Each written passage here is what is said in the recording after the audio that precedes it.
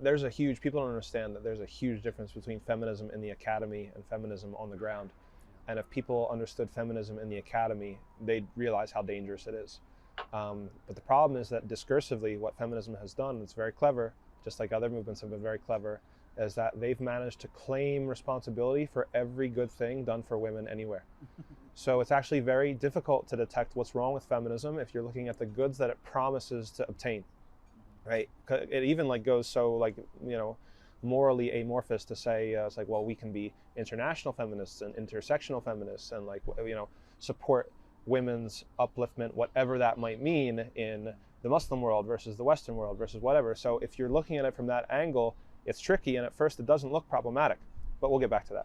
But where it is much more obviously problematic is if you look at what is feminism trying to respond to? What is the other of feminism, which is patriarchy? Okay, so patriarchy is understood as, and this is like on the books and it's in the popular culture, as something that is a universal and transhistorical category, right? So by universal, we mean across all places, and by transhistorical, we mean all times, right? So that women's oppression is structural, meaning it's not just like they say that racism is systemic as opposed to an individual prejudice. They're saying that patriarchy is the structural oppression of women by men all throughout history, all across places, everywhere. So women being oppressed is because of the patriarchy. It's not because of the individual moral, status of individuals. Because of kufr system happens No. It's structurally about men being in power and making decisions about women. Like that is the patriarchy, and that is what is responsible for women's oppression. So that is obviously and flagrantly un-Islamic, right? If you look at the society that the Prophet Muhammad was sent to, right? And obviously he was sent to everybody, but he was initially sent to, his immediate community. There was oppression against women, widespread oppression against women. We all know. What was the source and cause of that oppression for women? Was it patriarchy? If it was patriarchy, why wasn't patriarchy corrected?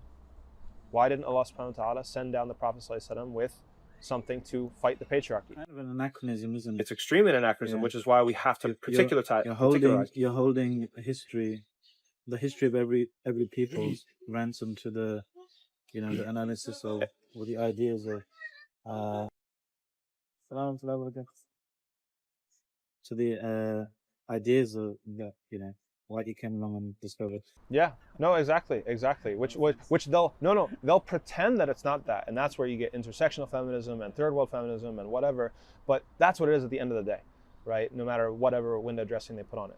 But that's not the least of its problems, right? The big thing is, what is responsible for the oppression of women? That's what you have to answer. And is it structural? Is it always structural? Is there no moral element to it? Because the stakes are huge. Is it an either or? Say again? Structural or moral? Is what? Sorry? I didn't hear. Can it be structural and moral? Yes, well, that's the point. So the idea of the patriarchy is that it's primarily, if not entirely, structural, which means that a man cannot be just, cannot represent women if he is in power. He needs to let go of his power in order for women to have power, then justice will be done. That's the claim of feminism. And so if you look at the oppression that women suffered in Arabia in the 7th century, right?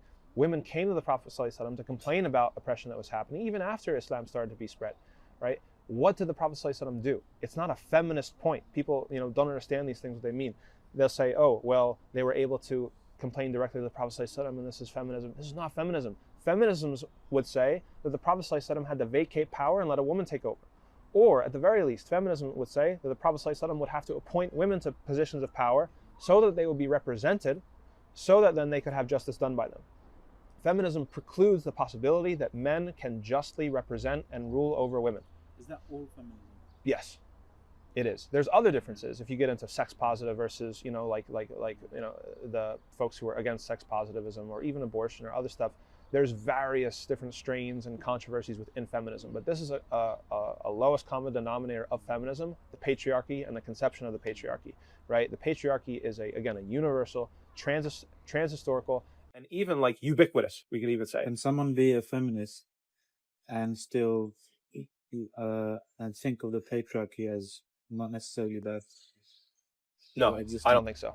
I don't think so. I think that is that's why I want to draw the attention away from the goods that feminism supposedly promises, because that's murkier terrain, and focus on what feminism claims to be correcting, which is the patriarchy. The idea of the patriarchy is un-Islamic, right? Men can rule over women justly. It is a function of morality. It is a function of the tazkiyat an-nafs, of purifying the soul, of relating to your Lord, and of being just, right? Which is why, traditionally men have been rulers. Men have been rulers or leaders of the household. They've been political leaders. They've been societal leaders. That is all based on the premise that men can rule Even justly the over women.